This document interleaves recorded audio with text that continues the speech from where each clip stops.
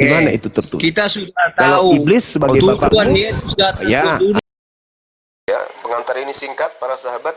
Mantep TV sudah standby. Di like, di subscribe, di share sebanyak mungkin untuk supaya mencegah sahabat-sahabat kita di luar sana tidak terpengaruh terhadap pemurtadan. Atas kehendak Bapa yang di surga, bukan atas kehendak Bapa yang ada di Roma. Dulu. Jadi di Alkitab ini Terbongkar bukan? Terbongkar bukan?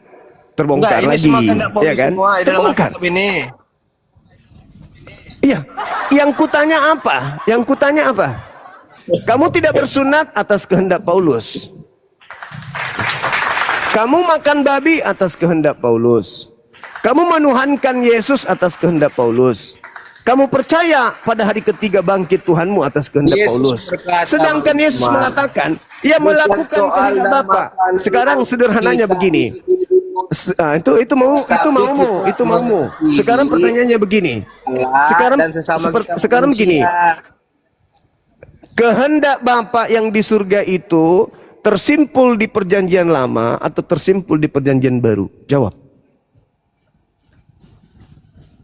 Tersimpul. Maksudnya tersimpul gimana? Terkumpul maksudnya. Tersimpul maksudnya terletak di perjanjian lama atau terletak di perjanjian baru. Kehendak Bapa. Kehendak Bapa itu ya jelas dua-duanya di perjanjian lama itu kehendak Allah, di perjanjian baru itu kehendak Yesus. Mulai bengkok. Di mana Bapak kemudian berfirman kepada pengarang-pengarang kitab perjanjian baru? Di mana? Di mana? Di mana? Ini angkatan jahat ini selalu jahat. Menulis. Di mana Bapak berfirman kepada pengarang kitabmu? Ayo. Di mana? Menulis. Emang iya, menulis karangannya. Iya. Kalau bukan karangan berarti Tuhan pernah berfirman kepada mereka kan? Mereka hanya menulis apa yang diperintahkan oleh Tuhan, bukan mengarang. Nah, di mana Tuhan memerintahkan mereka menulis? Di mana mereka? Emang ada tuh, tulislah ini. Ada. Iya mana? Di mana coba? Nabi Musa menerima firman. Nabi Musa menerima firman dari Bapa yang di surga. Di mana Lukas menerima firman dari Bapa? Sama seperti Al-Quran. Di mana Al-Quran ditulis? Tidak bisa. Al-Quran itu berasal dari Allah melalui malaikat, melalui kemudian roh kebenaran, melalui kemudian roh kudus. Gitu. Para ahli-ahli sebelumnya. Bukan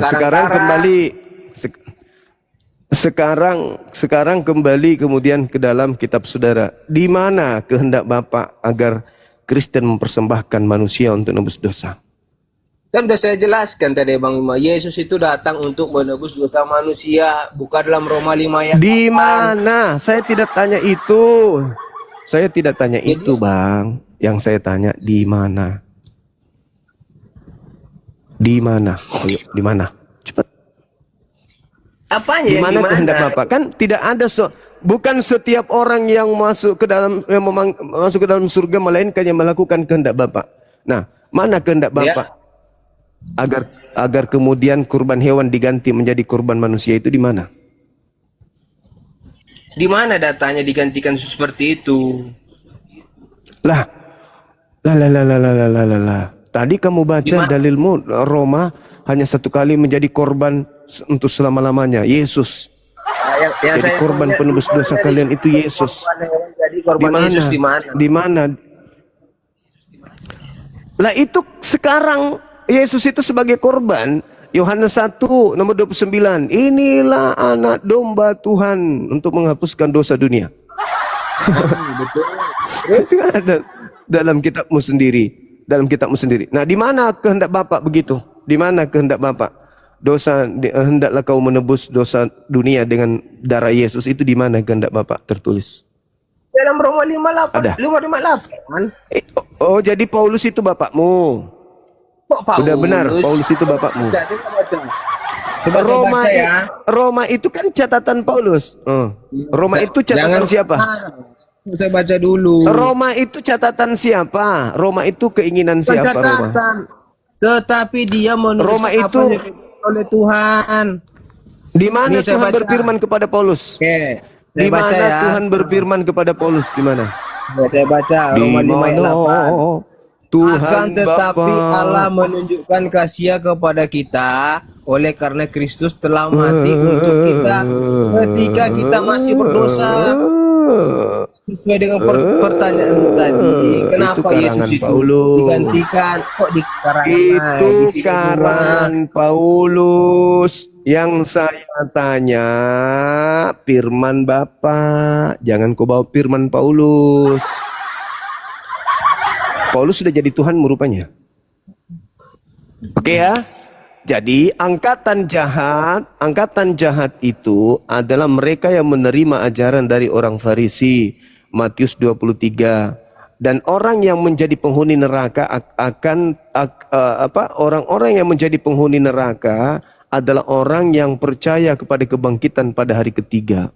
Orang yang percaya kepada orang Farisi, orang yang menjadi korban kemudian dari orang Farisi adalah orang neraka. Semua ditanggung oleh angkatan ini. Matius 23 endingnya di data nomor 36. Kami tidak percaya. Kristen adalah Kami tidak percaya. Kristen adalah agama yang berasal dari orang Farisi, betul atau tidak? Tidak. Kristen itu berasal dari Yesus. Jadi Yesus bohong. Di mana datanya? Orang Farisi. Iya, di mana datanya? Matius Kristen berasal dari 23 nomor 15. Oke, saya baca ya. Matius 23 nomor 15 ya. Saya baca ya, 23 Matius ayat 23 15. nomor 15. Kristen berasal dari Farisi, Paulus. Ya. Nah, coba saya baca ya. Kan ini saya baca tadi. Baca. Mana dari sini dibilang? Iya. Celakalah kamu hai ahli-ahli Taurat dan Celah. orang-orang Farisi. Hai kamu orang-orang munafik, sebab kamu mengarungi lautan dan menjelajah daratan. Untuk mentobatkan satu orang saja kamu menjadi penganut agamamu, dan sesudah ia bertobat kamu menjadi dia orang neraka dan 2 kali lebih jahat daripada. Di mana dikatakan di sini dia oleh Taurat orang Farisi menjadi agama Kristen, mengajak orang Kristen? Oke. Mana Bang Juma? Siapa orang Farisi yang menyeberangi lautan, menjelajahi daratan sampai meninggalkan Yerusalem, lalu membentuk komunitas baru di luar Yudaism? Siapa nama tokohnya? Tidak ada disebut di Alkitab ini Pak Bang Juma. Jangan kamu mengarang-arang. Siapa orang Farisi yang menjelajahi daratan, menyeberangi lautan? Siapa orang Farisi menjelajahi daratan, kemudian menyeberangi lautan, mentobatkan orang di luar Yahudi menjadi pengikut agamanya? Itu siapa? Tidak ada orang Farisi yang kamu menyeberangi lautan, tidak ada. Siapa namanya? Tidak ada itu. Mana datanya? Mana? Dalilnya mana? Bukan Paulus nggak ada. sendiri mengatakan, Mana? Paulus bukan orang Farisi. Paulus bukan orang Farisi. Bukan. Kutai Mana? dulu. Hah? Mana datanya Paulus coba? ini bukan orang Farisi. Bukan. Filipi 3 nomor 5, coba kamu baca. Oke, saya baca ya. Baca. Filipi 3 Iya. ayat 5. Iya. Dah disunat pada hari ke-8 baca. dan dari bangsa Israel, dari suku Benjamin, orang Ibrani asli. Berarti orang Ibrani asli. Tentang pendirian terhadap hukum Taurat. Aku orang Farisi. Udah?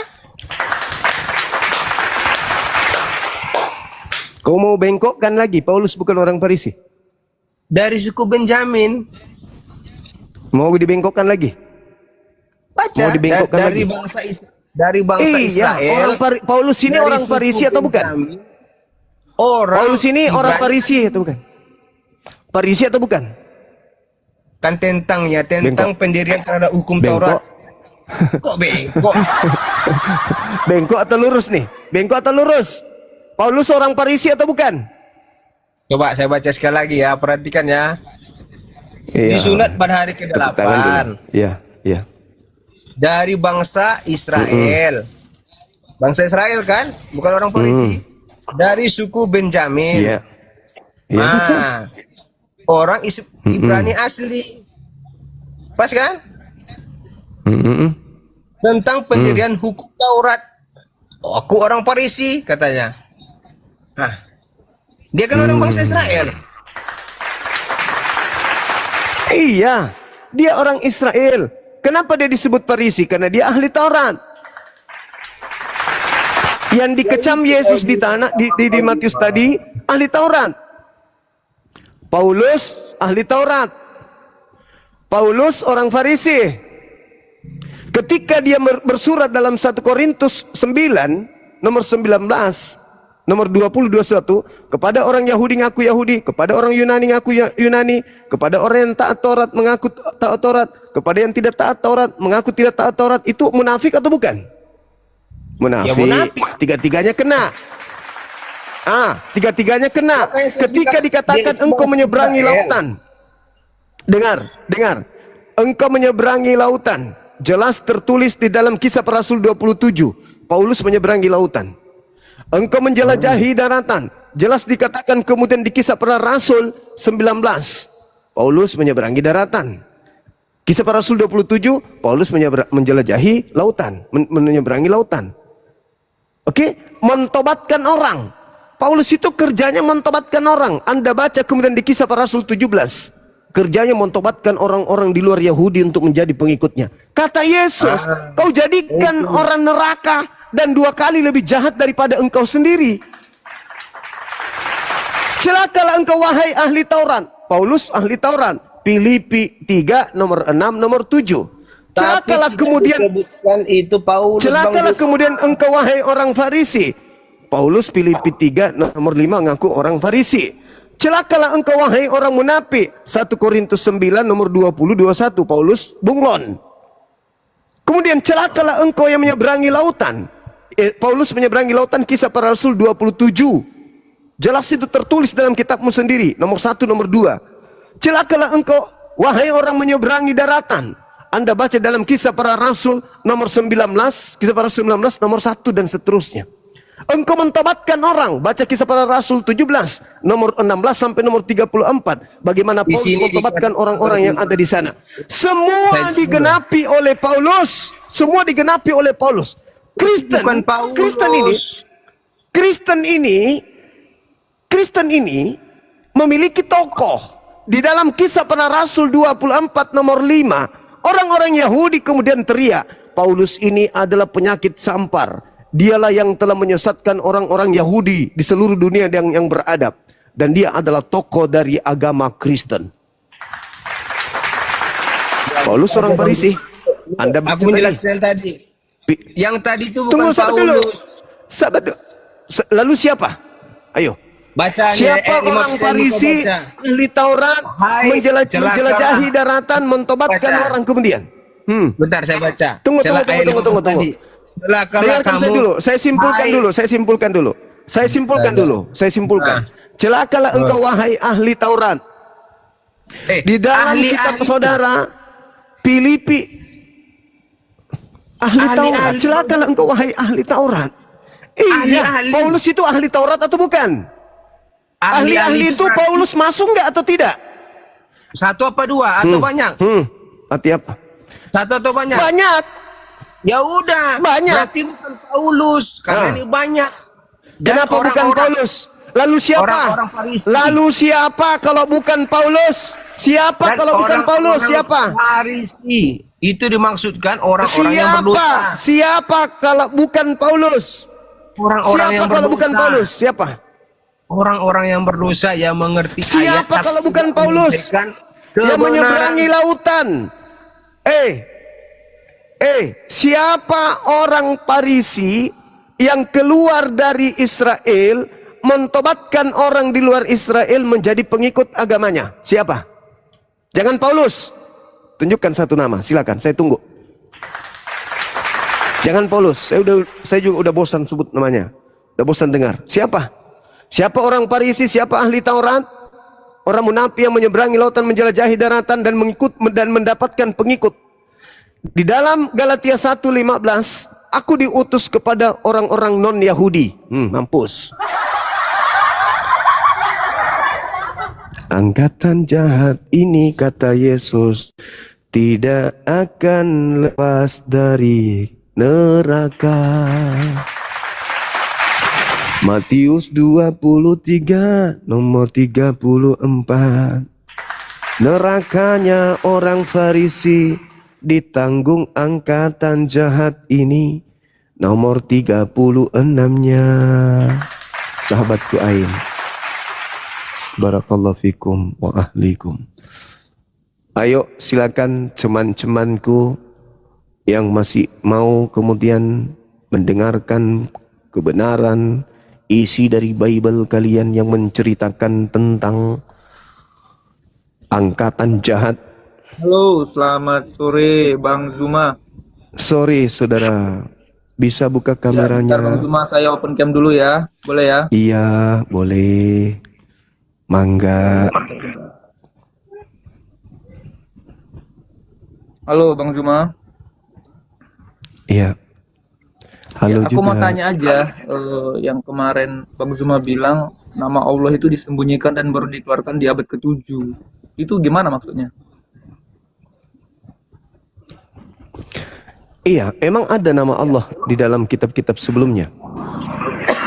Jadi Allah itu belum ada di sebelum abad ke-7. Allah sudah ada, pencipta langit dan bumi itu sudah ada. Lalu kenapa Aku Anda menyatakan mengatakan Allah itu baru ada di abad 7? penamaannya, penyebutan namanya baru dikenal kemudian dengan sebutan Allah, dinyatakan melalui Al-Qur'anul Karim. Berarti Tapi nabi-nabi orang-orang sudah sebelumnya, mengenal pencipta nabi-nabi langit dan sebelumnya bumi nggak itu kenal ada. berarti dengan nama Allah. Nama Allah itu baru dinyatakan dalam sebuah kitab suci Al-Quranul Karim pada abad ke-7. Allah sudah menyatakan dirinya sejak manusia pertama diciptakan. Wa isqala rabbuka lil malaikati inni ja'ilun fil ardi khalifah. Terjadi kemudian tanya jawab Dalilnya boleh nggak terhadap Allah diopenkan? dengan para Maksudnya, malaikat. datanya bisa nggak datanya ditampilkan? Kalau Al-Quran Allah surah menyebutkan- Al-Baqarah, Anda boleh baca dalam Al-Quran surah Al-Baqarah, itu sudah sangat jelas. Sekarang ketika apa yang saya Bunyinya seperti apa itu Bang Juma? Bunyinya seperti apa? Dan ketika Allah hendak menciptakan seorang pemimpin di atas muka bumi ini, Allah kemudian mengajak para malaikatnya untuk kemudian bersujud menghormat kepada Adam yang telah diciptakannya itu. Kemudian para malaikat bersujud illa iblis, kecuali iblis. Itu. Nah, sekarang di dalam tradisi Yudaism tidak ada satupun nama Tuhan di sana. Mana nama Tuhan itu? Nggak ada. Duh. Di Keluaran 15 ayat 3 ada. Apa katanya di situ? Silakan buka. Saya cuma satu device jadi nggak bisa buka. Ya, apa yang Di Keluaran dikatakan 15 di ayat situ? Ya, itulah namaku. Itu. Ya, itulah Iya kan? namanya. Nah. Yod-Heh-Vav. Apa Yahweh, namanya di itulah situ? namanya. Apa di situ YHWH. disebut? Yod-Heh-Vav, Yehovah. Itu merujuk kepada Tuhan itu sendiri. Kalau itu betul, lalu bagaimana dengan dalil yang mengatakan aku telah menyatakan diriku kepada Abraham, Ishak dan Yakub, tapi tentang namaku aku belum menyatakan kepada mereka. Gimana itu?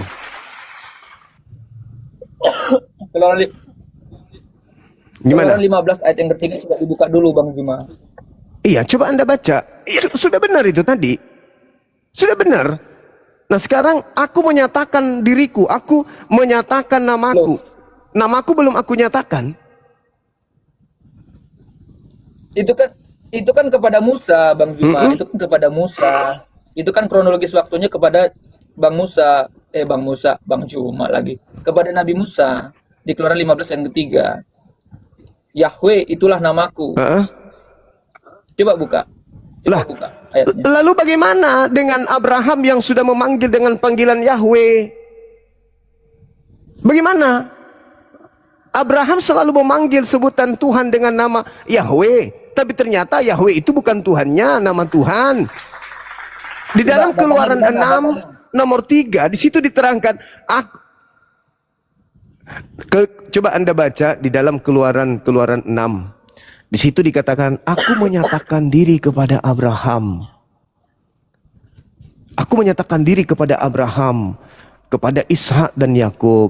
Tetapi tentang namaku, aku tidak mengatakan kepada mereka. Itu menampakkan diri, Bang Itu gimana Zuma, itu? bukan menyatakan diri. Menampakkan diri. Iya, aku menampakkan diri, tapi tentang namaku aku tidak ajarkan. Keluaran 6 nomor 3. Jelas itu. Itu kan di Yahudi. Itu kan di Yahudi, bukan di Islam. Gimana sih?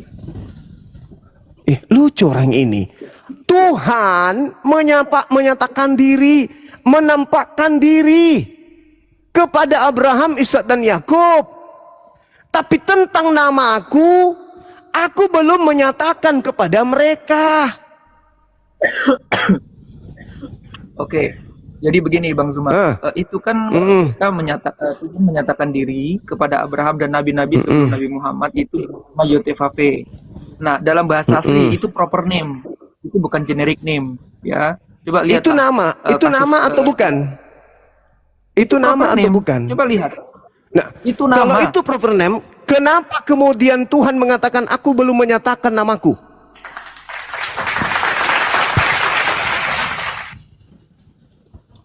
Ayo. Itu kan namanya dinyatakan di zaman Musa. Gimana sih? Lah, sekarang Abraham memanggil Tuhan dengan panggilan siapa? Sekarang Abraham, ketika zaman Abraham, Tuhan memanggil Abraham memanggil nama Tuhan dengan sebutan apa? Elohim. Nah, Elohim itu ternyata bukan nama Tuhan. Karena dikatakan di dalam Keluaran 6 nomor 3, aku menyatakan diriku. Anda membaca Keluaran 6 nomor 3 enggak? Kan begini Bang, Aku menyatakan diri. Aku menyatakan diriku kepada Abraham, memperlihatkan diriku katanya. Tapi tentang namaku, aku tidak mengajarkannya kepada Abraham. Berarti Abraham belum mengenal nama Tuhan. Tapi datanya di mana? Keluaran 6 nomor 3, saudara.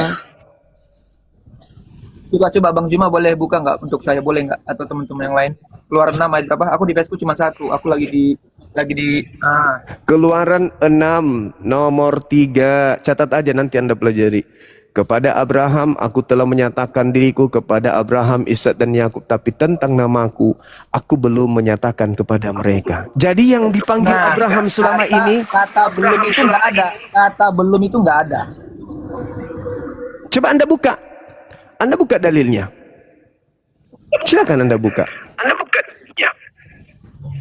Silakan Anda buka. Silakan Anda buka. Jangan Anda membantah kalau Anda sendiri tidak tahu dalil. Bahaya itu. Silakan aja Bu. Abang silakan buka aja. Karena begini, saya sudah menyatakan kepada saudara, aku telah menampakkan diri kepada Abraham, Ishak dan Yakub.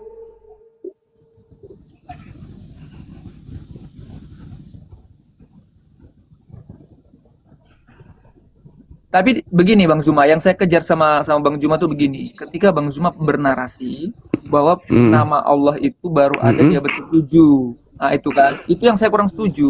Lah, gitu loh. Karena para nabi karena Al-Qur'an baru menyatakan kemudian secara sah nama Tuhan itu. Di mana di kitab-kitab sebelumnya ada nama Tuhan? Enggak ada. Cuman gelar. Oke. Adonai. Berarti kalau begitu, kalau konsekuensinya itu gelar. Itu, maka Elohim itu gelar. Sebentar. Oke, gelar. El Gibor itu gelar. El Eroi itu gelar. Lalu namanya mana? Pertanyaan saya begini, kalau misalkan dinyatakan di abad ke-7, artinya nabi-nabi sebelum Nabi Muhammad itu tidak mengenal Allah, nama Allah. Setuju? Mengenal gelar yang maha pengasih, yang maha penyayang, yang maha kuasa, yang maha perkasa, yang maha menghidupkan, yang maha mematikan. Itulah aku Tuhan, tak ada lain selain daripada aku. Tuhan, Rabbus samawati wal ar, itu sudah menyatakan dirinya. Yesaya 45 nomor 6, Yesaya 46 nomor 5, nomor 7 dan seterusnya. Sebentar. Di surah Al-Zukhruf 64 itu sesungguhnya Isa berkata, itu gimana? Isa Sesungguhnya berkata. Allah, kata Isa. Iya, sesungguhnya Allah. Isa yang berkata Ya. seperti itu. Ini Di surah, sekarang Al-Quran kan sudah menceritakan tentang apa yang Allah inginkan. Nggak bisa. Tadi kan Anda bilang Isa itu belum kenal nama Allah. Kenapa di Iya, Al-Quran sekarang Isa menyebut nama Allah? Sekarang Al-Quran itu diberikan kepada siapa? Al-Quran diberikan kepada siapa? Nabi Muhammad. Nah, ketika Nabi Muhammad menerima Al-Quran, apakah Allah sudah menyatakan namanya atau belum? Kepada Nabi Muhammad, itu perspektifnya Bang. Yes. Yes. Iya. Lalu Isa dan Musa. Isa diceritakan versi Nabi Muhammad. Makanya dikatakan kepada Tuhan mereka. Kepada Tuhan mereka, aku bersumpah kepada Tuhannya timur dan barat. Itu merujuk kepada Tuhan para nabi sebelumnya. Siapa Tuhan para nabi itu? Makanya dalam Al-Quran, Tuhan pencipta langit dan bumi kadang mengatakan aku, kadang mengatakan kami, kadang mengatakan dia, kadang mengatakannya. Karena merujuk kepada Tuhan yang diperkenalkan oleh Tuhan itu sendiri kepada nabi-nabi sebelum Nabi Muhammad. Satu pertanyaan saya ke Bang Zuma. Namun bapaknya Nabi Muhammad SAW adalah Abdullah. Ada nuansa Allah. Ya, terus bagaimana dengan itu? Artinya sudah ada. Dapat dari mana nama-nama itu, coba? Saya sudah menyatakan kepada saudara bahwa secara resmi pewahyuan itu tertulis dalam lembaran kitab nanti di Al-Quran. Kok keliru Anda? Kenapa emangnya? Berarti kata disembunyikan itu bagaimana? Kan Bang Zuma bilang disembunyikan. Berarti orang-orang terdahulu sudah tahu bahwa nama pencipta langit dan bumi itu adalah Allah. Kalau orang terdahulu sudah tahu, kenapa Bang Zuma bilang disembunyikan? Nah, mana kitab yang tertulis Allah? Mana? Tunjukkan kepada saya. Loh, tunjukkan. Tadi kan Bang Zuma bilang. Tunjukkan Bang Zuma kan bilang disembunyikan. Mana? Nah, ketika disembunyikan. Mana? Nah, kenapa? Mana? Sekarang mana tunjukkan. Kitab apa yang ada? Kitab apa yang ada tertulis nama Allah selain Al-Quran? Tunjukkan kepada saya sekarang. Oke. Kalau begitu, tunjukkan kepada saya Injil versi Islam. Silakan. Kok Injil versi Islam? Injil itu kitabnya orang Yahudi melalui Nabi Isa alaihissalam. Kok Anda minta ke saya? Lucu. Oke. Lucu. Buka Lucu. Buka Al-Araf 157. Buka Al-Araf 157. Silakan Anda baca. Silakan. HP ku cuma satu. Sama. Saya juga HP ku cuma satu. Sama. Silakan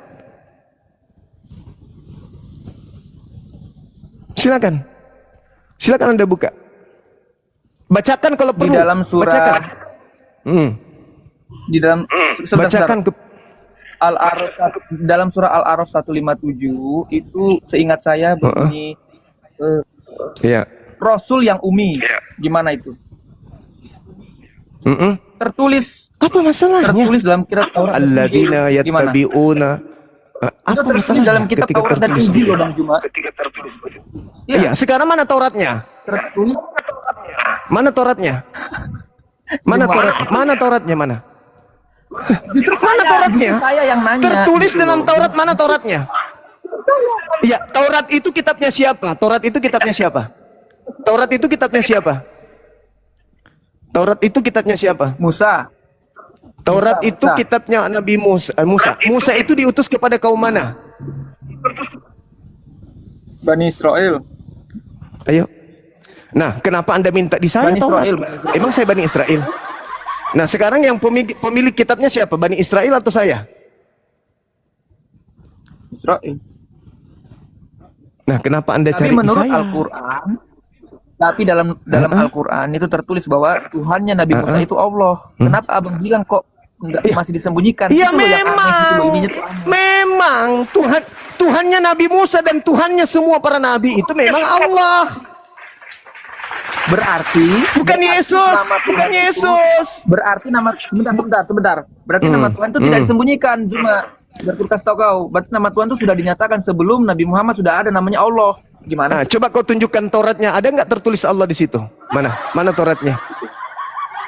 Silakan tunjukkan kepada saya. Di dalam Malu.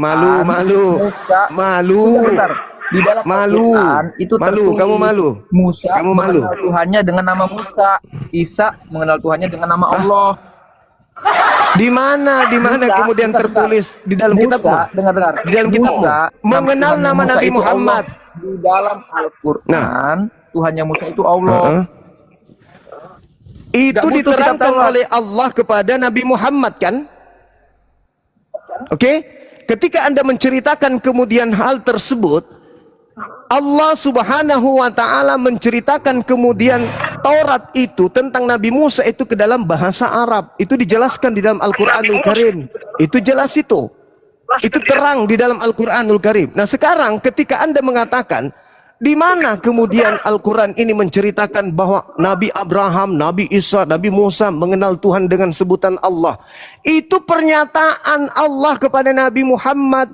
Innani anallah la ilaha illa ana. Maka di dalam Al-Quran surah Al-Kahf diterangkan, wahai nabiku Nabi Musa, sebelum Al-Quran aku wahyukan kepadamu, telah ada kitab yang datang kepada Nabi Musa sebagai petunjuk, dan aku mengabarkannya kepadamu dengan menggunakan bahasa Arab. Bahasa Arab ya. Al-Quran itu diceritakan kepada Nabi Muhammad, Taurat itu diceritakan kepada Nabi Muhammad dalam bahasa Arab. Allah itu adalah nama Tuhan dalam bahasa Arab. Gak ada yang bisa keliru di situ, gak ada yang keliru. Gak ada yang keliru. Nah, sekarang boleh nggak saya balik nanya? Boleh nggak saya balik nanya? Berarti Enggak, saya lagi. Boleh nggak saya balik nanya? Boleh nggak saya balik nanya? Tertulis di situ. Yang mengatakan boleh nggak Allah saya itu balik baru nanya? ada zaman abad ke-7. Boleh nggak saya bertanya? Allah itu sudah Boleh ada nggak sejak saya bertanya? ciptaan. Boleh tidak saya balik bertanya? Boleh nggak saya balik bertanya? Boleh ya? Boleh ya? Oke, boleh. Sejak kapan kemudian orang-orang Yahudi menyebut nama Tuhannya dengan panggilan Theos? Silakan.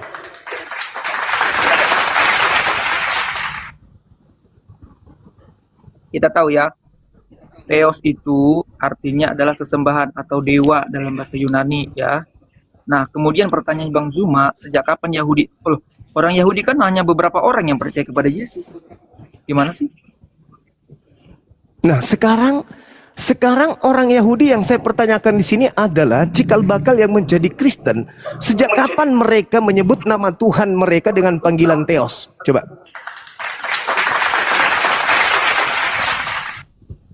Theos itu gelar Bang Juma, itu gelar. Sejak kapan orang Yahudi, sejak kapan bukan menjelaskan tentang Theos? Saya tanya sejak kapan orang Yahudi memanggil Tuhannya?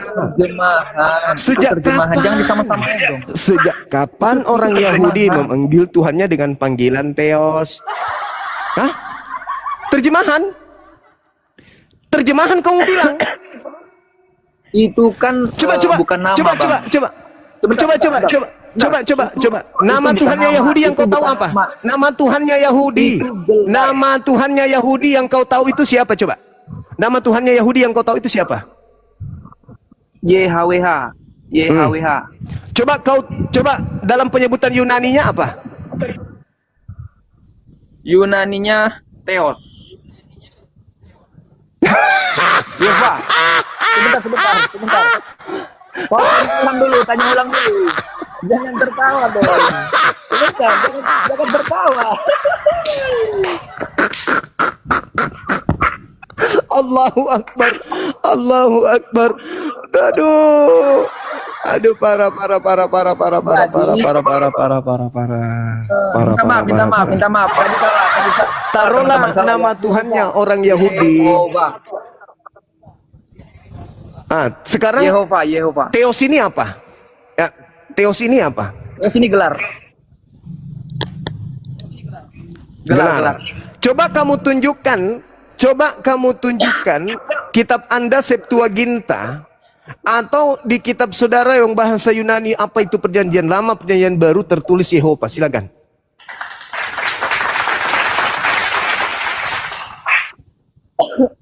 Saya buka nih kalau misalnya ada. Itu kan bahasa Yahudi, Bang Zuma. Itu bahasa Yahudi dan di dalam tradisi Yahudi. Sebentar. Dalam tradisi Yahudi, YHWH itu tidak boleh disebut dengan sembarangan karena mereka membacanya Adonai, ya, atau apa namanya, Elohim. Berarti Adonai. Berarti ketika kitabnya Kristen, original teksnya dalam bahasa Yunani, berarti itu tidak merujuk kepada Tuhannya Yahudi, tapi merujuk kepada dewanya orang Roma. Sepakat nggak? Itu gelar, Pak. Itu katanya gelar. Anda sendiri mengatakan bahwa itu gelar. Dengar. Anda sendiri yang mengatakan kemudian bahwa Tuhannya orang Yahudi namanya tidak boleh disebut dengan sembarangan. Terus kenapa nama Tuhannya orang Yahudi itu tidak ditemukan di dalam kitab Anda? Ayo. Itu sebentar. Jangan tepuk-tepuk. Kenapa tidak ditemukan satupun? Kenapa tidak ditemukan satupun nama Tuhannya orang Yahudi di dalam kitab Anda? Ayo. Sebentar. Pertama ya, saya jelaskan. Diam dulu. Itu Theos itu adalah gelar. Kemudian orang Yahudi itu tidak berani. Pertanyaan saya dengarkan, jangan kau yang mendikte. Pertanyaan saya, kamu sudah mengatakan, kamu yang harus dengar saya. Kamu yang harus mendengarkan saya. Jangan kau ngarang bebas. Dengarkan. Kamu yang mengatakan bahwa tidak boleh menyebut nama Tuhannya Yahudi dengan sembarangan. Oke? Tidak bisa kemudian menyebut nama Tuhannya orang Yahudi dengan sembarangan. Ingat ya. Ingat. Allah itu sudah ada sejak penciptaan. Ingat. Dengarkan saya. Kitabnya orang Yahudi itu memiliki penyebutan Tuhan di dalamnya. Oke? Dan kau sendiri yang mengatakan tidak boleh menyebut nama Tuhan itu dengan sembarangan. Ketika kalian mengambil kitabnya orang Yahudi, terjemahannya, oke? Kenapa tidak ada nama Tuhannya Yahudi di situ? Kenapa semuanya berubah dengan nama-nama dewa-dewa? Kenapa menjadi gelar dewa di sana? Jawab. Oke, saya menjawab, Anda diam ya. Orang Kristen tidak pernah mengambil ya. Dan ingat, penulis kitab-kitab Injil, surat-surat kiriman adalah orang-orang Yahudi dan mereka adalah orang-orang rabi yang mengenal. Lalu dan tidak ada satupun rabi Yahudi yang komplain terhadap kitab itu, gitu loh. Ada nggak yang pertanyaan saya di Kristen, kenapa Kristen itu kitabnya merujuk kepada dewa Roma, bukan merujuk kepada Tuhannya Yahudi? Itu pertanyaan saya. Itu pertanyaan. Saya tanya Bang Juma, ilah itu artinya dewa bukan? Saya tanya samamu, kenapa orang Kristen menyebut nama Tuhannya merujuk kepada dewa? Kenapa nggak merujuk kepada Tuhannya Yahudi? Itu pertanyaan saya loh. Anda kan menggunakan kitabnya orang Yahudi. Kenapa malu? Kenapa ketika Anda menggunakan terjemahan kitabnya Yahudi, yang Yahudi sudah punya Tuhan, kalian malah merujuk kepada dewanya Roma? Itu pertanyaan saya. Kita ini namanya kita debat linguistik ya, kita debat linguistik. Sekarang saya ingin Bang Zuma menggunakan bahasa Arab. Apakah itu? Dengar saya. Apakah hanya sebatas linguistik? Atau memang dengar dulu. Apakah itu hanya linguistik? apakah itu hanya linguistik atau memang Tuhannya Yahudi nggak boleh disebut sembarangan? Ayo, jawab. Kau sendiri yang memuntahkan tadi pernyataan itu. Bukan cuma sekedar linguistik. Tuhannya Yahudi loh. Tuhannya Yahudi. Yang Anda ambil kitabnya masuk ke dalam bahasa Septuaginta. Kenapa? Ini dengar. Kenapa Tuhannya Yahudi kamu arahkan kepada dewa-dewa Roma? Kenapa? Kenapa itu loh pertanyaan saya. Izinkan, izinkan saya bicara boleh? Oke. Theos itu adalah gelar ya ilahi. Kemudian saya mau tanya sama Bang Zuma dalam bahasa Arab. Theos itu dewa Roma. Sebentar. Astaga, aku ngomong kapan? Iya, kamu tidak menjelaskan kenapa Tuhannya orang Yahudi ketika masuk di dalam agamamu arahnya ke dewanya Romawi. Kenapa? Oke. Tadi saya sudah jelaskan Bang Zuma. Tapi kalau perihal Anda mau terima atau enggak, ya itu terserah. Sekarang saya mau tanya satu hal saja. Ya. Apa bahasa Arabnya? Kamu jawab apa? Pertanyaan saya sederhana. Sederhana pertanyaan saya, kenapa kamu mengarahkan Tuhannya Yahudi masuk ke dalam agama orang Roma? Kenapa? Bukankah Tuhannya orang Yahudi namanya tidak boleh disebut sembarangan? Dan kamu ambil kitabnya orang Yahudi. Tapi kau menyebutnya dengan sebutan sembarangan. Kau menyebutnya dengan sebutan Theos. Bukankah Theos itu dewanya Roma? Bukankah Theos itu dewanya Yunani? Kenapa kau menggunakan kitabnya orang Yahudi yang katanya tidak boleh diterjemahkan nama Tuhannya dengan sembarangan? Kenapa kau rubahnya menjadi Theos?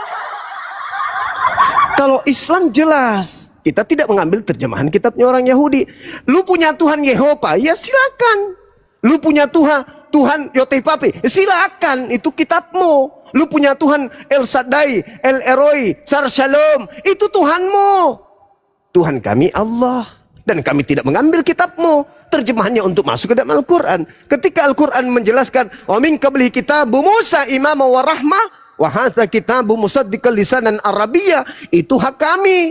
Mau menyebut nama Tuhan kami dengan sebutan Allah, karena itu kitab kami, bukan kitab Anda. Sekarang di Kristen, kenapa Anda menggunakan kitabnya Yahudi, tapi Tuhannya Anda ganti dengan dewa-dewa Roma?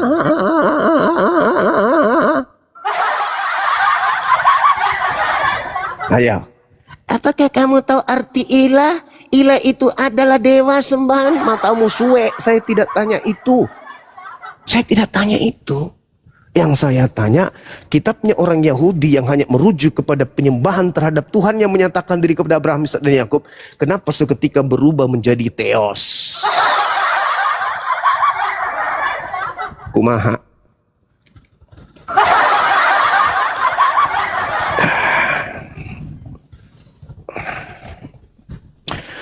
Gitu dek, belajar lagi dek, belajar lagi. Kalau Anda mengatakan nama Allah disembunyikan, memang betul. Mana? Tunjukkan Taurat. Ada Taurat yang menyebut nama Allah di dalam? Ada? Gak ada. Nama Allah disembunyikan. Mana kitab Zabur, Mazmur? Ada nama Allah di sana? Tak ada. Mana kitab Injilnya Nabi Isa? Ada nama Allah di sana? Tak ada. Nanti muncul nama Allah di Indonesia dari kitab terjemahan milik Aliteng. Itu pun dari terjemahan itu pun dari translate bahasa. Alif lam lam ha masuk ke Latin A L L A H. Itu pun kau baca Allah. Maksud. Parah kalian ini, parah. Bang Zuma, kita kan harus ganti-gantian dong. Diskusi yang cerdas itu. Ini kan giliran saya bertanya kepada saudara. Saya kan yang bertanya. Dan Anda tidak memberikan solusi. Ya. Mana solusinya coba? Mana solusinya? Oke, ini kan ketika Anda tidak sanggup memberikan bukti, mana? Coba buktikan. Buktikan kepada Oke. saya. Gak usah kemana-mana dulu. Kau buktikan dulu kenapa agamamu merubah Tuhannya Yahudi menjadi dewanya Romawi. Itu dulu. Itu dulu kamu selesaikan. Nggak ada. Silakan. Begini-begini ya, saya kasih tahu. Kok tidak ada Theos pula? Mana nama Tuhannya Yahudi di dalam kitabnya? Mana? Apa? Mana? Jawab. Kalau diskusi ini cerdas itu gantian. Oke. Gantian. Saya kasih kesempatan kau bicara. Kau tolong Oke. tunjukkan identitas Tuhannya Yahudi di dalam kitabmu itu mana? Silakan.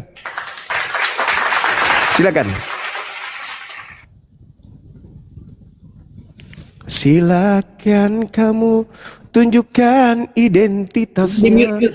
kitabnya Di-mute. Yahudi di dalam kitabmu. Oke, tunjukkan sama kitabnya saya orang Roma kalau Theos silakan. itu adalah nama dewa. Coba, Theos itu nama dewa kan? Coba tunjukkan.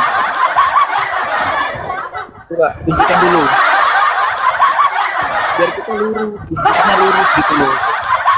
Bukan anda aja dengan Al-Quran bercanda gitu.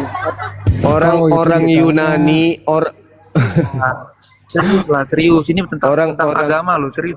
orang-orang Yunani, orang-orang Yahudi, orang-orang Yahudi menyebut nama Tuhan mereka tidak ada menggunakan Theos. Orang-orang Yunani menyebut sembahan mereka dengan sebutan Theos. Kamu minta saya tunjukkan samamu, kau tunjukkan original teks kitabmu. Apa yang tertulis di sana? Ayo, tunjukkan original teks kitabmu, silakan. Ini perkara penyebutan gelar ya teman-teman. Saya kasih tahu. Ini bukan masalah gelar, ini berbicara mengenai nama Tuhan. Kau jangan sesuai dengan seleramu. Ini berbicara Elohim, mengenai nama Tuhan. Sebentar. Elohim itu. Boleh nggak kita pakai timer? Kalau memang pinter, kita Ngapain pakai timer? Supaya kamu tahu bahwa kau itu penyembah dewa, bukan penyembah dewa Tuhannya Yahudi.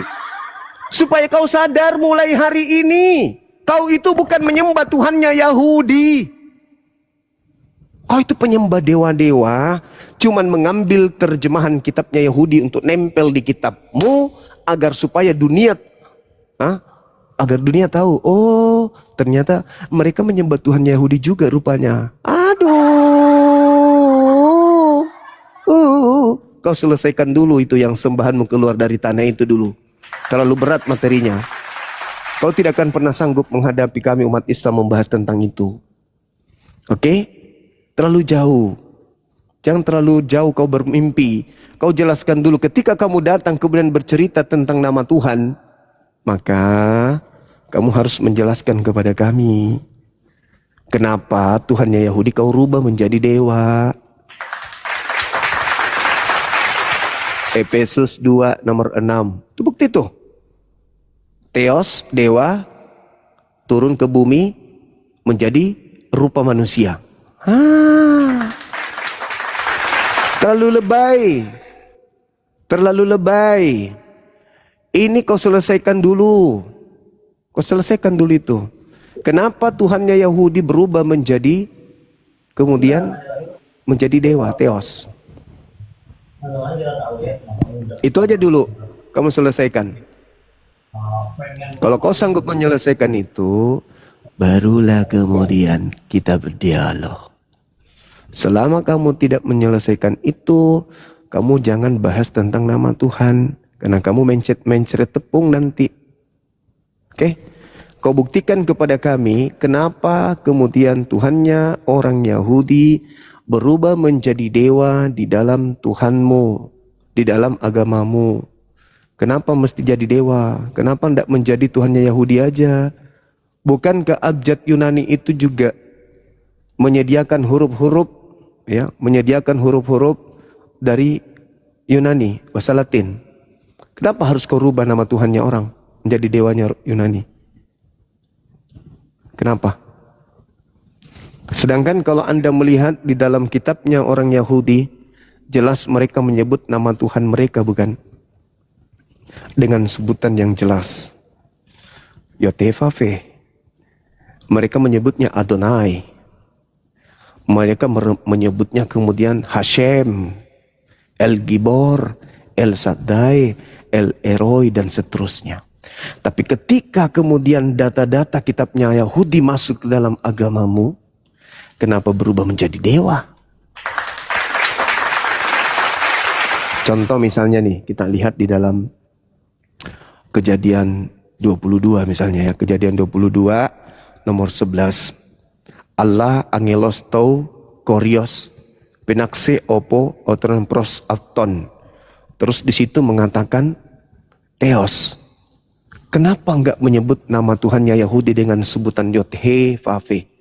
Yod He Vav He. Bukankah ejaan Ibrani, ejaan Yunani itu ada? Bukankah huruf-huruf Yunani itu ada? Mulai dari huruf alfa sampai kepada omega. Kenapa harus berubah menjadi Theos? Ketika Abraham memanggil Tuhannya, taruhlah menggunakan bahasa Yunani kan. Tapi ketika dia menjawab tentang Tuhan, dia sebut kemudian Nai Yod He Vav He. Nai Yod He Vav He dalam bahasa Yunani. Nai Hasem. Nai El Gibor. Kenapa harus berubah menjadi Theos? Kenapa enggak memakai abjad Yunani dengan bahasa nama Tuhannya orang Yahudi? Kenapa harus dirubah? Sama ketika lasok bolong diterjemahkan ke dalam bahasa Indonesia, nama enggak usah diterjemahkan. Jangan dialihbahasakan namanya orang. Lasok bolong kepada yang terhormat anakku Lasok bolong di Jakarta. Wah, diminta bapakmu itu kalau ngirim surat harus pakai bahasa Indonesia dong. Jangan bikin malu. Surat yae utulis untuk anakku Lasok bolong ya menroy di Jakarta. Anaknya nelpon, bapak, ajat mau pasirik-sirik ki. Jangan bikin malu. Kalau ngirim surat itu tolong bahasa Indonesia semua dong. Jangan pakai bahasa Bugis, malu. Akhirnya bapaknya ngirim surat, sampulnya di luar. Kepada anakku yang tercinta, Ananda, penis hitam di Jakarta. Karena dia terjemahkan lasok bolong. Lasok bolong itu ya itu penis hitam. Tambah malu anaknya. Samanya ini. Kenapa diterjemahkan atau ditinggalkan asli daripada nama orang, nama Tuhan? Kalau Yod He Vav He dalam bahasa Yunani, tetap di dalam bahasa Ibrani, nama itu jangan kau rubah. Jadi harusnya bunyinya di sana itu Allah ongelos tou Yod He Vav He punakse opo ton aurano. Tuhan memanggil Abraham dari langit. Kenapa kau harus merubahnya menjadi Theos?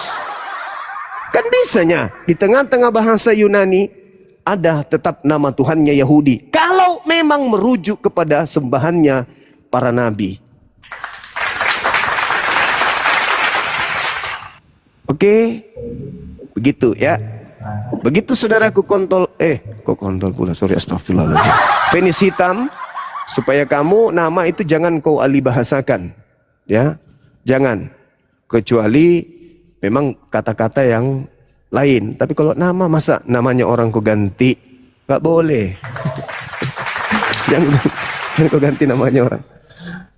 Oke, saudara kontol lagi, astagfirullah. Kok jadi sain lata ya jadinya ya? Allahu Akbar, Masya Allah, Masya Allah. Ini gara-gara penis hitam ini bang. Jadi gini Pak Jemaah, persoalannya ini tadi Oten ini dia nggak sadar. Sopaten. Dia nggak sadar kalau tidak ada Tuhannya Yahudi, dijadikan manusia, dia nggak punya Tuhan. Jadi Oten itu Tuhannya beda dengan Tuhannya Yahudi. Tuhannya Oten adalah Yesus. Yesus ini menurut mereka Tuhannya Yahudi turun menjadi manusia. Itulah sebabnya mereka ini kalau Yahudi tahu Tuhannya dijadikan manusia, pada umumnya gitu, waduh, nggak bisa ngebayangin kalau Esra Soru datang ke sana ditanyain, hoi Esra Soru, Kenapa Tuhanku kau turunkan menjadi manusia? Apa dasarnya kan gitu. Makanya sebagian itu kalau dia ke sana itu tidak mendapat apresiasi, melainkan diludahi, digamparin. Oh gitu ya. Ah iya, yang gamparin itu sudah tahu. Kenapa Tuhanku kau turunkan menjadi manusia, kau salib? Itu bukan Tuhanku, kata Yahudi kan gitu. Jadi mereka ini sebenarnya apa ya? Mencari-cari pembenaran bahwa dia termasuk Samawi, padahal dia adalah Romawi. Romawi mau dibungkus Samawi, kakak katamu. Ya begitu kira-kira. Mudah-mudahan tercerahkan. Iya, Masih mau aku datang besok. Oke. Banyak orang Masih mau aku datang. yang mengerti. Halo. Saudara siapa ini? Teman kita ini yang pakai baret nih. Selamat siang, Bang. Siapa nih? Ya, halo, ya. Kusai Rizal. Selamat siang, Guru Ndasuma, ya. Kusai Rizal, sabar Bang. Kusai Rizal, Sabar, selamat Bang. siang. Aku share dulu. Selamat siang juga. Selamat siang juga. Iya, dari Muslim- mana? Muslim Agama Kristen, mana, Bang? Bang? Muslim. Oh Muslim, dibawa aja dulu ya Bang ya. Iya. Oke, Iya, Bang Karem, Saudara Karem. silakan. Ya, saya Kristen, Bang. Kristen. Ya, Bang. Ya. Siap. Jadi Begini Bang, tar dulu, ya, Bang, tar dulu, Bang. ada Saya, ya, Bang, saya tar dulu, ini tar dulu. Kalau Anda mau diskusi sama Bang Juma, wajib Om Ken. Silakan. belum bisa on cam ini, Bang. Saya Silakan, hanya ya. mau diskusi, bukan berdebat, Bang. Ya. Oke, silakan. Ya, jadi ketika Bang Suma tadi bernarasikan itu, saya memang sudah jauh hari sudah sependapat ya bahwa kata Allah itu dalam Bible itu terjemahan Ibrani itu YHWH. YHWH ini nama yang suci, nama yang kudus, tidak bisa diterjemahkan menjadi Allah, tidak bisa. Jadi saya memang sepakat Bang ya. Cuma perbedaan perbedaan pemahaman saya mungkin dengan Gurunda ya. Itu perbedaan di kalau Gurunda punya pemahaman Yesus itu atau Yeshua HaMashiach itu adalah manusia yang Kristen jadikan Tuhan. Itu yang perbedaannya. Manusia kalian tuhankan. Nah, seperti itu. Dan Kristen juga Muslim juga itu banyak menganggap dalam Bible itu ada berapa Yesus begitu. Padahal menurut kami hanya satu saja Yesus di situ. Satu saja yang dimaksud. Begitu, Bang. Paulus menyebutkan ada Yesus lain. Ya, jadi gini Gurunda ya. Ketika mungkin Gurunda menyatakan ada Yesus lain, ya, saya ingin tahu. Jadi Yesus lain itu Paulus Bang yang mengatakan itu, bukan siapa? saya. Iya, siapa papa mamanya gitu, Bang? Siapa papa mamanya Yesus lain? Kalau Karena yang Yesus lain kami itu menurut yang ketahui, Bang, yang yang kami ketahui itu adalah ibu secara biologis yaitu Maria dan ayah yang bukan biologis ya, karena Yesus ini dikandung dari Roh Kudus, bukan dari ayah biologis Yusuf ya, bukan ya. Ya, tapi secara manusia ini Yusuf ini tunangan daripada Maria. Jadi saya tidak mengatakan di sini bahwa Yusuf adalah ayah biologisnya. Kalau memang dia Yusuf ini ayah biologisnya, berarti dia sama dengan kita manusia. Ya, seperti itu, Bang. Abang coba jelaskan Yesus lain itu kenapa sampai Abang mengatakan bahwa ini Yesus yang lain, ini bukan Yesus yang ini, begitu, Bang. Apakah Paulus Abang mengetahui silsilah bapak mamanya begitu, Bang? Ya, silsilah bapak mamanya kan begitu, ya. Paulus mengatakan dalam 2 Korintus 11 nomor 4, adanya Yesus lain selain daripada Yesus yang dijelaskan oleh Paulus. Kalau Paulus menjelaskan tentang Yesus yang bukan anak manusia, Galatia 1 nomor 1, nomor 11, nomor 12, aku Paulus menerima Injil bukan dari manusia, tetapi dari pernyataan Yesus Kristus. Sedangkan yang bersilsilah itu anak manusia. Berarti yang bisa dan yang punya tanggung jawab menjelaskan Yesus lain itu yang bukan manusia itu ya Paulus, bukan saya, Bang. Karena Paulus sendiri mengatakan, aku menerima Injil dari bukan manusia, yaitu dari Yesus. Berarti Yesus yang datang kepada Paulus adalah Yesus yang bukan manusia. Sedangkan Yesus yang bersilsilah adalah Yesus manusia. Ya, itu mungkin pemahaman abang lah ya. Tapi pemahaman kami, Yesus yang ditemui Paulus itu adalah Yesus yang sama, Bang. Yesus yang sama, begitu, Bang. Anak manusia dong. Kenapa? Kenapa, Bang? Tapi Karena Paulus mengatakan, aku menerima Injil bukan dari manusia. Berarti bukan Yesus berarti anak dari Maria dong. Tuhan. Iya, berarti dari Tuhan, Bang. Nah, Karena berarti Yesus Bang, yang bukan berarti Anda sudah akui. Anda sudah akui berarti ada dua Yesus kan? Ada Yesus anak manusia, ada Yesus yang bukan anak manusia. Nah, yang datang kepada Paulus adalah Yesus yang bukan anak manusia. Berarti Anda pengikut Yesus jadi lain. konteksnya begini. Iya, jadi begini konteksnya, Bang ya. Iya. Yesus itu yang kami imani, ya. Dia adalah Elohim, adalah Sang Firman yang datang ke dalam dunia, ya. Dia datang ke dalam dunia ini menjadi manusia. Dia melepaskan kesetaraannya dengan Elohim, ya. Makanya dia itu disebut juga adalah manusia dan Elohim itu sendiri karena dia adalah Sang Firman. Ya, dia utusan.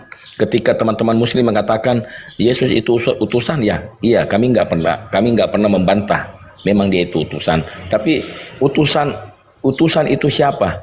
Utusan dari Bapa. Firman Elohim sendiri yang turun ke dalam dunia menjadi sama dengan manusia. Kenapa? Karena dia makan, dia minum, dia juga ya, seperti begitu, Bang. Anda menggabungkan dua Yesus, berarti Anda terlalu serakah kalau itu. Yesus yang datang di tengah-tengah Bani Israel itu adalah hamba Tuhan, bukan jelmaan Tuhan. Yang jelmaan Tuhan itu yang ada di Filipi 2, nomor 6, nomor 7, nomor 8. Itu jelmaan Tuhan, jelmaan dewa. Sama seperti Krishna kalau yang itu. Nah, sekarang tolak ukurnya Kristen ini kan Paulus. Kalian bukan orang Yahudi. Yesus datang mengaku di dalam kitabnya sendiri, di dalam pengajarannya sendiri yang ada di kitab Anda sendiri. Aku diutus hanya kepada domba yang sesat dari umat Israel. Dan dia adalah manusia. Yesus itu manusia, mau sampai kapanpun dia manusia. Bahkan Yesus sendiri mengatakan kedatangannya yang kedua kali pun sebagai manusia. Nah, sedangkan yang datang kepada Paulus ini bukan manusia, berarti Yesus yang lain. 2 Korintus 11 nomor 4, Paulus mengecam adanya pemberitaan tentang Yesus lain, tentang Injil lain, tentang roh lain, yang lain daripada yang diajarkan oleh Paulus. Nah, Paulus membuka dirinya sendiri, bukan? Aku menerima Injil bukan dari manusia, tetapi dari Yesus. Berarti Yesus lain yang dia punya. Kalau Yesus yang manusia punya Yahudi. Sedangkan Yesus mengatakan kepada Yahudi, waspadalah kepada Yesus lain. Yang datang kepada penyesat yang datang memakai namaku dan berkata akulah Kristus. Yesus mengatakan adanya penyesat datang memakai namanya. Yang datang kepada Paulus bukan Yesus, tetapi memakai nama Yesus. Mereka akan menyesatkan banyak orang. Banyak orang yang memakai nama Yesus Kristus di luar Yahudi adalah Kristen. Tergenapi. Makanya muncul pertanyaan. Maksud Yesus itu. Oke, sudah Bang? Sudah Bang? Ya, jadi gini. Ya, makanya muncul pertanyaan. Ketika Yesus kemudian ditanya oleh orang-orang Farisi untuk minta tanda, orang Farisi minta tanda dan hanya ada satu tanda yang diberikan oleh Yesus kepada orang Farisi. Apa itu? 3 hari 3 malam dalam perut bumi. Itu tanda. Tanda untuk siapa? Angkatan jahat atau angkatan benar? Yesus berkata di dalam Matius 24 nomor 24, Kristus palsu memiliki tanda yang dahsyat. sekiranya mungkin menyesatkan murid pilihan juga. Kristus palsu memiliki tanda. Angkatan jahat minta tanda. Maka diberilah tanda bangkit pada hari ketiga. Muncul pertanyaan, kebangkitan anak manusia di hari ketiga itu tanda untuk angkatan jahat atau tanda untuk angkatan benar? Silakan. Ya, saya jelaskan dulu ayat yang tadi Bang Gurunda Suma itu bilang bahwa banyak yang datang memakai namaku. Itu berarti bukan banyak orang yang datang memakai nama Yesus, bukan. Tapi banyak yang datang mengajarkan Injil lain dengan memakai nama Yesus. Begitu Bang. Ya. Jadi itu sudah dinubuatkan dalam Galatia 1 ayat 8 atau 9 Bang. Sekalipun malaikat atau manusia yang menyampaikan Injil yang berbeda, itu menurut Bible dikatakan terkutuklah dia, sekalipun dia malaikat Bang. Begitu Bang. Kenapa? Karena dia memakai nama Yesus, dia menjual nama Yesus. Ayat inilah yang menyampaikan seperti begitu Bang. Iya. Jadi Bang ya, kenapa iman Kristen itu mengatakan Yesus adalah Tuhan dan Yesus itu adalah manusia? Kenapa? Karena dia kemanusiaannya itu dia merasakan lapar. Dia lahir dari seorang wanita, ya. Dan masih banyak lagi dia buang air besar, ya, merasakan sakit. Sisi ketuhanannya ya. Dia itu sanggup mengampuni dosa, ya. Ini yang pertama. Yang kedua, dia itu sanggup membangkitkan orang mati, menyembuhkan orang buta yang lumpuh berjalan, dan dia sanggup meneduhkan badai, Bang ya. Jadi itulah sisi ketuhanannya. Jadi kenapa dikatakan 100% manusia, 100% Elohim? Di situ anunya Bang. Saya tidak menyebut Allah Bang ya, karena saya paham kata Allah dengan Elohim. Jadi kata Allah saya memakai Elohim karena saya lebih paham mungkin dari Kristen lainnya Bang ya. Saya tidak menunjukkan bahwa saya lebih hebat atau lebih apa, tapi saya hanya lebih paham. Begitu Bang. Oke. Anda menganggap Yesus itu Tuhan. Inilah yang saya katakan, Anda mohon maaf nih, Anda terlalu serakah mengambil dua Yesus.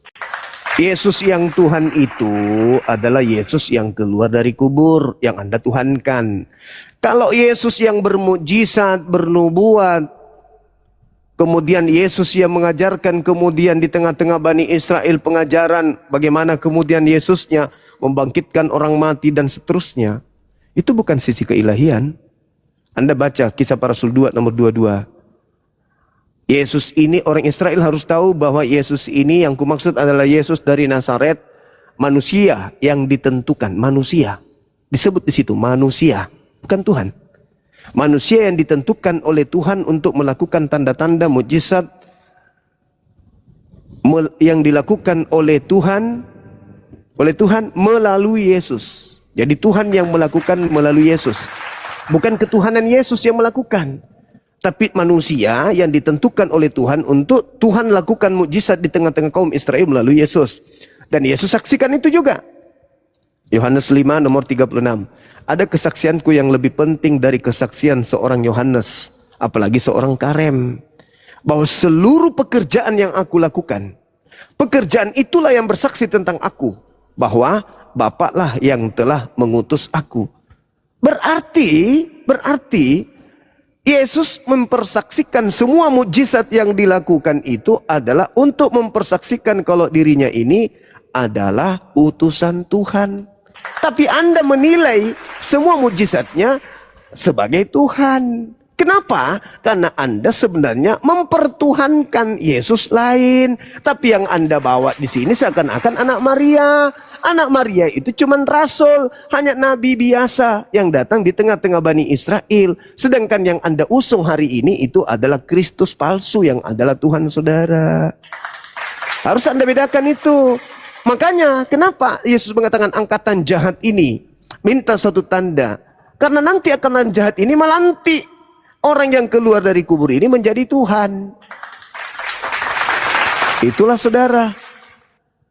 Orang-orang Yahudi yang bergumul dengan Yesus, bersama dengan Yesus, hidup mati bersama Yesus, tidak menganggapnya Tuhan. Kristen menganggapnya Tuhan. Kenapa? Karena Kristen muaranya bukan ke situ. Muaranya Kristen adalah Paulus, bukan Yesus muaranya Kristen ini. Begitu saudara. Jadi kalau Anda mengatakan bahwasanya banyak orang yang memakai nama, betul, kalian kan bukan siapa-siapa. Kalian ini yang membawa nama Yesus kemana-mana, bukan? Kalian mengatakan Yesus itu Kristus, Yesus ini bla bla bla bla. Kalian memakai nama Yesus untuk menyesatkan banyak orang. Tidak ada selain Kristen, hanya dari Kristen itu. Silakan. Ya, kami memakai nama Kristus itu untuk penginjilan, bukan untuk menyesatkan. Karena begini Bang ya, ketika terjawab. Abang, ya sabar dulu Gurunda ya. Ketika Gurunda tadi mengatakan bahwa Yesus datang itu sebagai manusia, kami iakan. Tapi dia itu membawa entitas daripada Elohim. Itu Gurunda jangan salah ya. Kenapa? Bahkan di kemudian hari itu dia akan menyampaikan bahwa dia akan datang lagi ya. Dan dia mengatakan juga, aku pergi menyediakan tempat buat yang percaya kepadanya. Saya tidak mengatakan menyediakan tempat buat Kristen, tidak, tapi tempat yang percaya kepadanya. Biar Kristen sekalipun kalau tidak percaya kepadanya, Kristen abal-abal ini ya, tidak akan masuk juga dalam rencana Bapa di surga ya. Kalau dia memang bukan Elohim ya, tidak mungkin dia hanya manusia biasa aja berani mengatakan, aku bukan dari dunia ini, aku dari atas, kamu dari bawah. Mungkin Gurunda sudah pernah membaca ayat ini. Seperti gitu Bang. Jadi dia bukan hanya, memang dia ada ketika Gurunda, saya ulang ya, ketika Gurunda ketika Gurunda mengatakan Yesus datang sebagai manusia, amin. Ya, tapi dia membawa entitas daripada Elohim sendiri. Dia tidak menggunakan kekuasaannya waktu di bumi, Bang. Ketika dia dianiaya, dia dipukul, dia dicambuk, dia disiksa, dia ditikam, dia tidak menggunakan entitas Elohimnya. Ya, karena dia itu adalah Sang Firman. Kalau dia mau, Bang, bisa. Tapi tidak terjadi nubuatan, karena nubuatan itu harus terjadi, bahwa anak manusia harus mati, ya, dan harus bangkit. Ya, itu begitu Bang. 1 Korintus 15:48, makhluk-makhluk